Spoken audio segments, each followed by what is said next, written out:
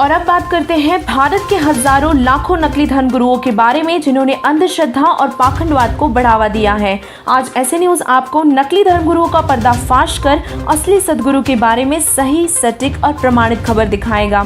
ऐसी न्यूज की टीम ने सभी धर्म के पवित्र धर्म ग्रंथों के आधार पर नकली धर्मगुरुओं की अंधश्रद्धा से भरी व्यर्थ की क्रियाओं के बारे में गहराई से रिसर्च की कि आखिर इनके द्वारा बताई गई भक्ति साधना शास्त्रों के अनुसार है भी या नहीं।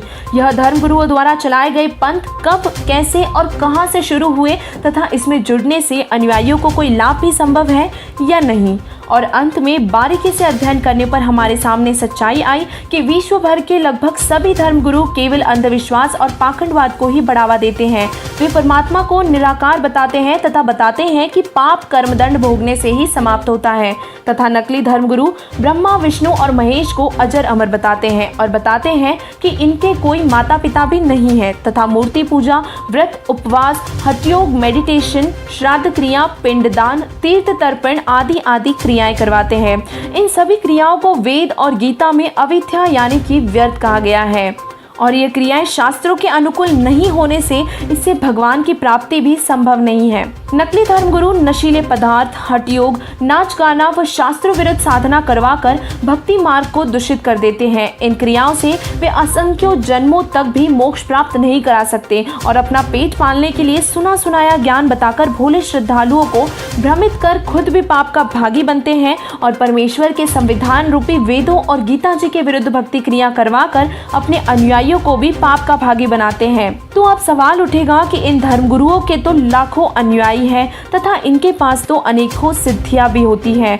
तो ऐसे न्यूज ने इसका जवाब ढूंढने के लिए जगत गुरु तत्वदर्शी संत रामपाल जी महाराज जी के मंगल प्रवचनों को सुना, जिससे पता चला कि शास्त्रों में सिद्धियों को एक मामूली जादूगर के खेल के समान बताया गया है। इससे मोक्ष संभव नहीं। संत रामपाल जी महाराज जी ने बताया है कि नाम से मोक्ष होगा। जो पूर्ण गुरु से सच्चा नाम, सतनाम और सार नाम प्राप्त कर लेगा, मोक्ष उसी का होगा। और यही प्रमाण पवित्र गीता जी के अध्याय नंबर 17 के श्लोक नंबर 23 और अध्याय नंबर 15 के श्लोक नंबर 1 से 4 में भी कहा गया है। ऐसे न्यूज की स्पेशल रिपोर्ट में ये पाया गया है कि व्रत, उपवास, श्राद्ध क्रिया, तीर्थ तर्पण, मूर्ति पूजा, मंदिर में शिवलिंग, शालिंग पूजा आदि क्रियाएं नकली धर्मगुरुओं की रोजी रोटी का एकमात्र साधन है। इन सभी क्रियाओं का शास्त्र विरुद्ध होने से कोई लाभ भी संभव नहीं है।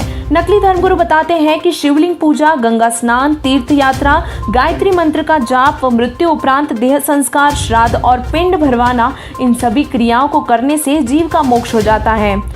यही नहीं बल्कि नकली धर्मगुरु ये भी बताते हैं कि ओम नमः शिवाय, हरे राम, हरे कृष्ण, राधे राधे, सीताराम आदि आदि नामों के जपने से भी मोक्ष हो जाएगा, जबकि यह मंत्र वेद और गीता के विरुद्ध होने से इसका कोई भी लाभ संभव नहीं है।